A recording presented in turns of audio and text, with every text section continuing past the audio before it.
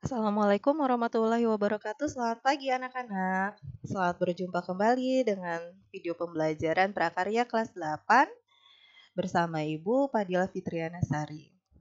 Bagaimana kabarnya anak-anakku hari ini? Sehat semua ya? Ibu harap kalian semua selalu dalam keadaan sehat dan selalu semangat mengikuti proses pembelajaran kita meskipun masih dilakukan secara daring. Oke anak-anak, minggu ini kita akan melanjutkan materi kita di pertemuan sebelumnya, ya. Kalau di pertemuan sebelumnya kita sudah membahas jenis dan karakteristik kerajinan bahan lunak. Nah, minggu ini kita akan melanjutkan materinya mengenai proses produksi kerajinan bahan lunak.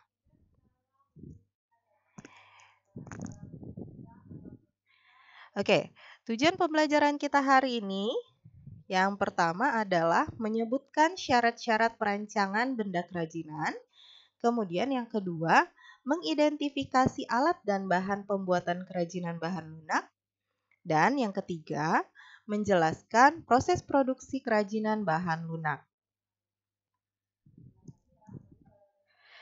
Nah, anak-anak, benda kerajinan dari bahan lunak alam dan buatan dapat diciptakan dan dibuat berdasarkan bentuk dan bahan yang digunakan.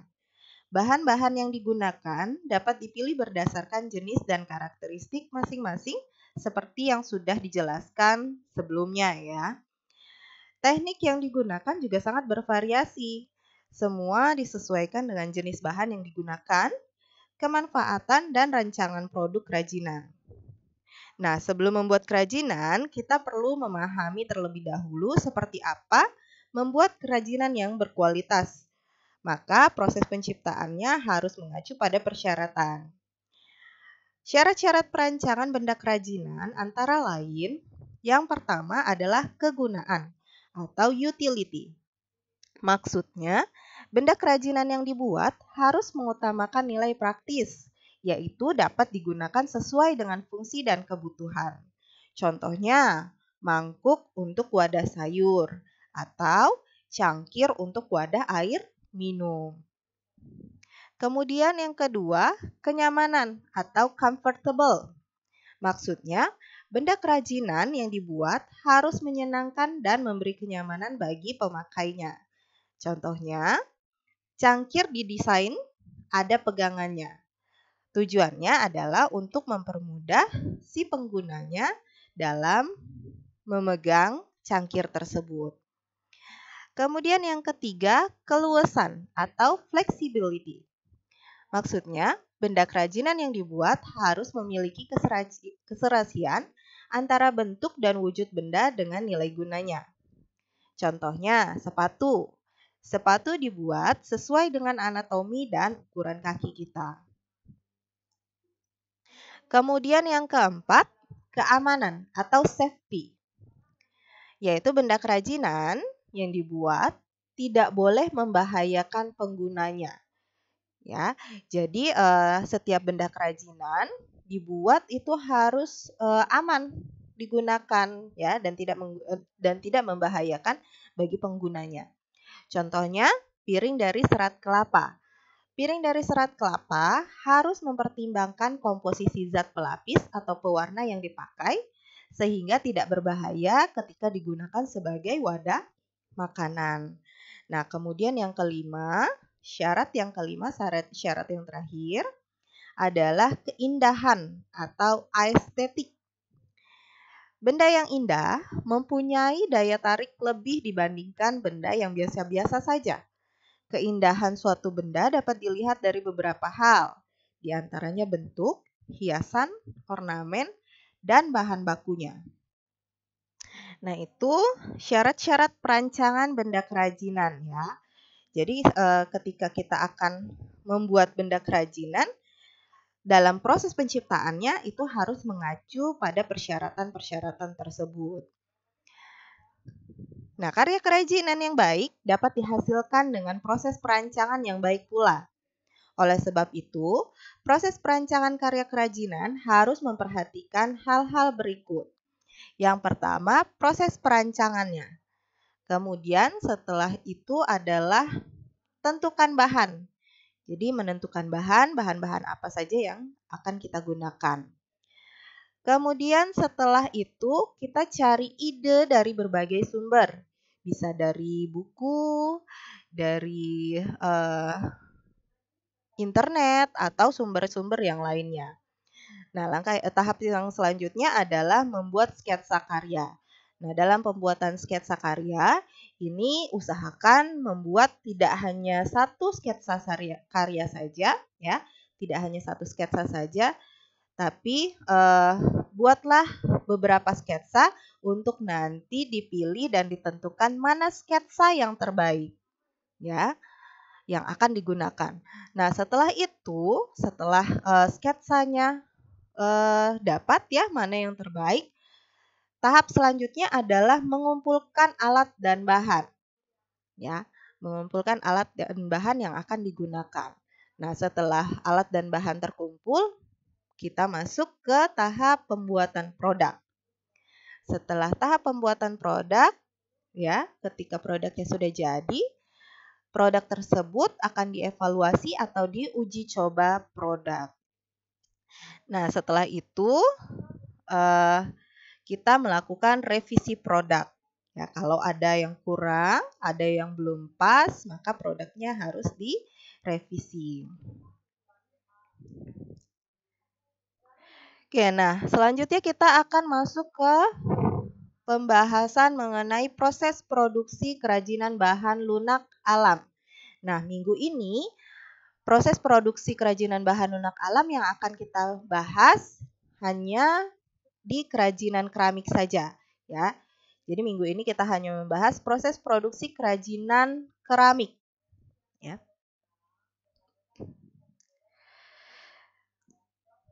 Yang pertama bahan produksinya, ya, yang sudah kita tahu ya. Kerajinan keramik itu terbuat dari tanah liat, berarti bahan yang diperlukan ya, bahan untuk produksinya adalah tanah liat. Kemudian alat produksi. Alat produksi peralatan kerajinan keramik diantaranya ada butsir, kemudian ada roll kayu, ada spons ya, kemudian ada kawat atau benang pemotong tanah, kemudian ada juga alat putar tangan, alat putar kaki, dan tungku pembakaran. Nah, kemudian proses pembuatan untuk bahan lunak alam dari tanah liat ini sudah banyak diproduksi pengrajin dan seniman keramik menjadi kerajinan yang kreatif dan berkualitas tinggi. Orang asing sangat menggemari keanekaragaman keramik buatan tangan-tangan terampil masyarakat Indonesia, baik dari teknik manual hingga cetak, semua dibuat sangat apik dan unik. Nah, berikut ini ada beberapa contoh kerajinan. Berikut ini adalah proses pembuatan ya, teknik pembuatan kerajinan keramik. Yang pertama adalah teknik pijat tekan ya, yaitu merupakan teknik pembentukan bahan keramik secara manual dengan cara tanah liat dipijit tekan dari bentuk bola menjadi bentuk yang diinginkan menggunakan jari tangan. Ya, bisa dilihat di gambar. Seperti ini teknik pembentukan bahan keramik dengan teknik pijat tekan. Kemudian yang selanjutnya ada teknik pilin, yaitu teknik pembentukan badan keramik secara manual. Caranya tanah liat digulung hingga terbentuk pilinan tanah, ya, seperti ini ya. Untuk membentuk badan keramik. Nah, kemudian yang selanjutnya, teknik yang ketiga adalah teknik lempengan, yaitu dengan membentuk lempengan menggunakan roll kayu ya.